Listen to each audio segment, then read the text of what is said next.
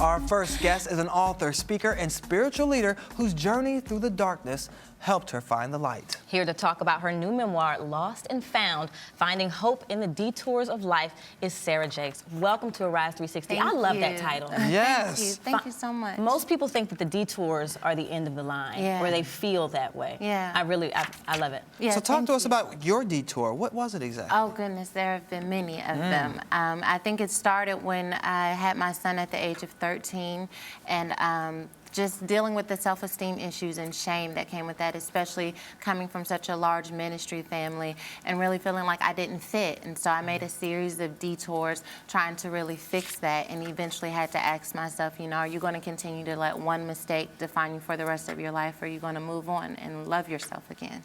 Now, I mean, it's so great to hear, to hear that, but I know that there was a long journey, from pregnant at 13 to that place of acceptance. Your father was the pastor. Yeah, absolutely. The one we all know. How did you get the strength to tell him? I didn't. My sister wrote a letter and left it in our mailbox. I was so afraid. I mean, when you're that age, the most trouble you're familiar with is like missing a test and not turning in your homework. So I had this fear of getting in trouble.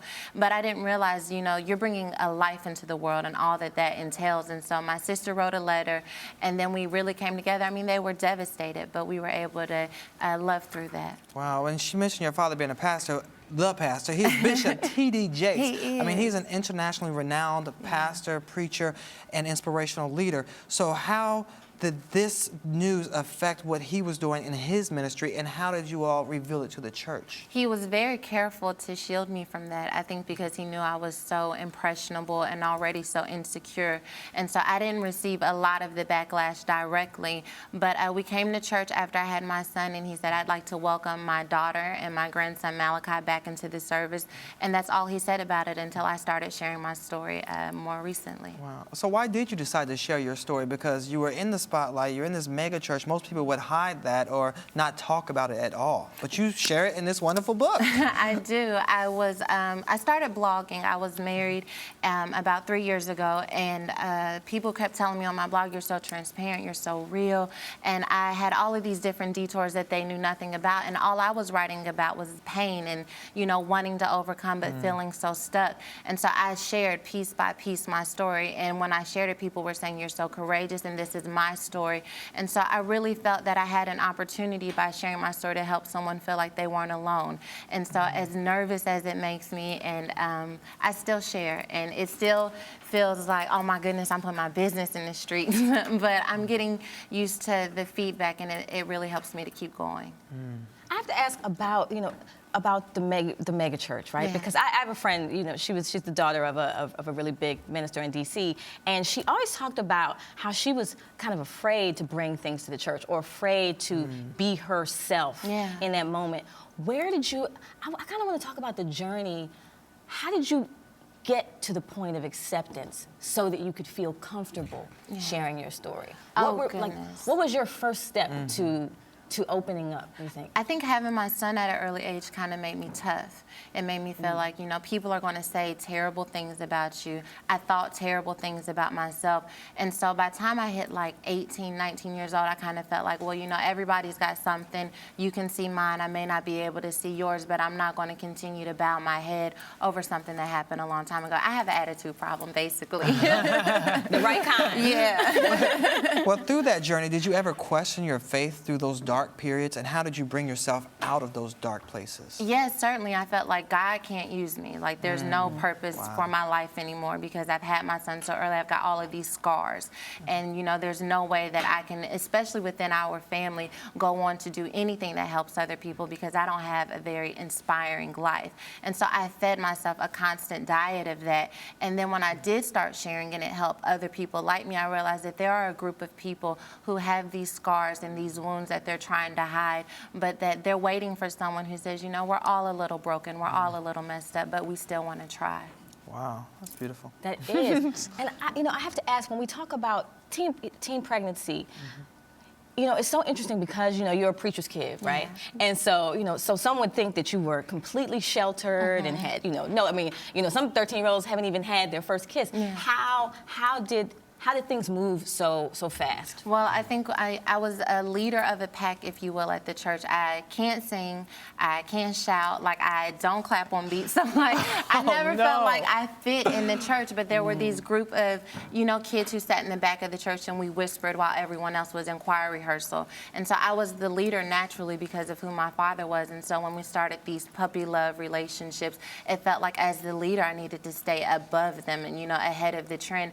And so it was a natural progression to start having sex. And, obviously it wasn't a healthy decision or a healthy way of thinking, but it just kind of felt like it was the next step.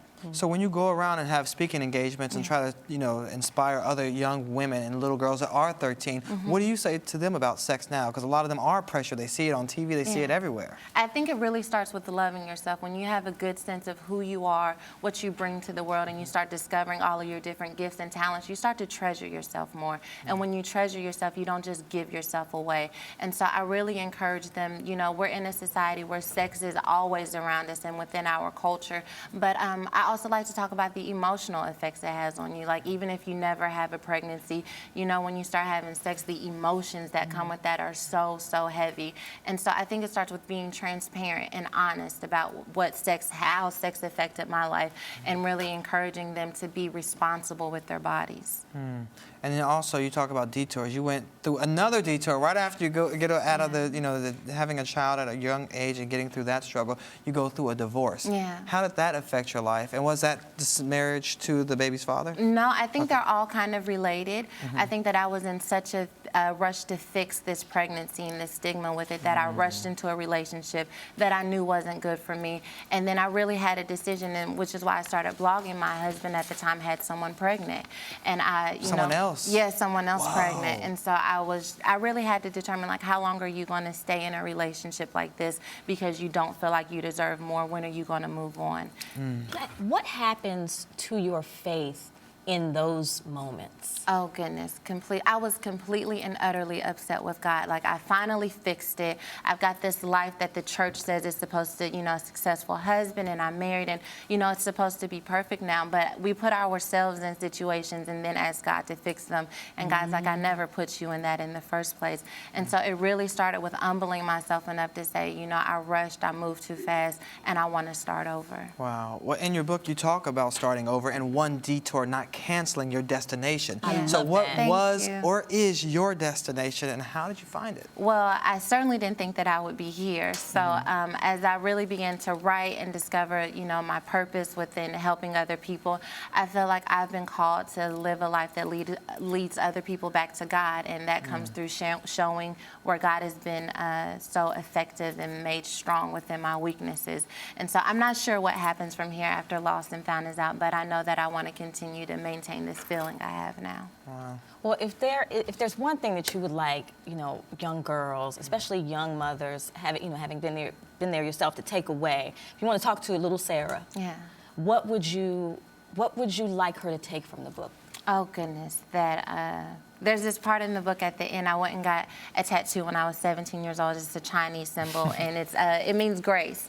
And so I had no idea when I got the Chinese symbol what would happen in my life, that I would, people would be calling police on me. I'd be working at a strip club, all of these different detours, right?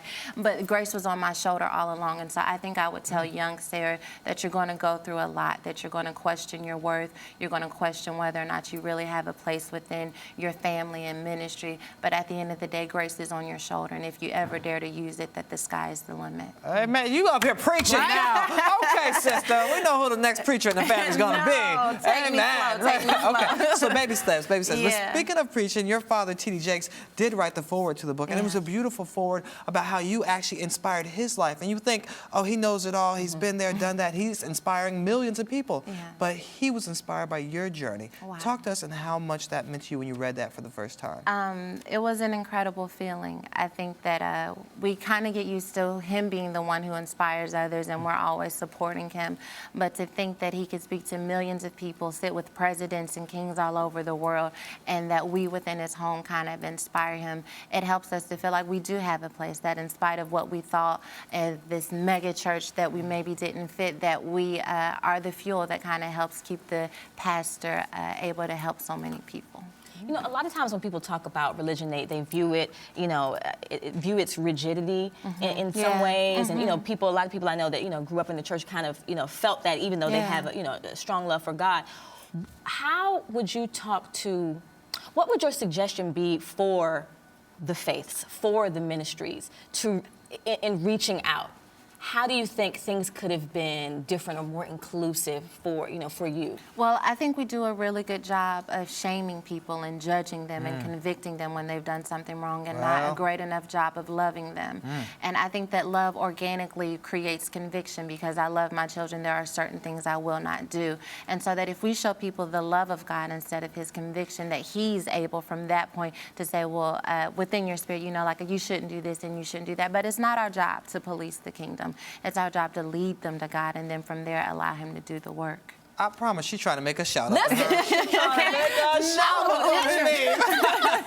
Well, I love the inspiring words that you are always sharing, and you actually share them on your blog. You have like 15 million followers every week on your blog. What exactly do you talk about, and why are people so drawn to it? I just be talking. No, Just saying this and that. no, I share the emotions. Like, I'm on this book tour, and we're doing webisodes for the book tour. But like that, I'm nervous, and that I'm scared, and that I never thought it would be me, and that sometimes pursuing your purpose, you have to do it afraid, and that you don't ever feel like you're ever, you know, maybe good enough for it, but that you do it anyway, and then God shows up and he makes up the difference. And so it just depends on what I'm going through in my life, and then I post it, and I'm like, you know, maybe someone else is going through it, but I don't write for the people. I write for me, and then from there, you know, the people are blessed. Like your therapy? Yeah, it's my therapy. We love it. Yes. We appreciate it. What's Thank next? you. What's next for you? I don't know. I've got all kinds of offers with television, and I have another book to write with Bethany House, but all I know right now is that I'm on the Lost and Found book tour, and that I hope it helps a lot of people. All right, well, we'll make sure we share your message, and go get the book now. It's available and anywhere books are sold, right? Yeah, absolutely. All right, go check it out. Thank you so much for sharing your story. Your time. All right, you're watching Arise Entertainment 360.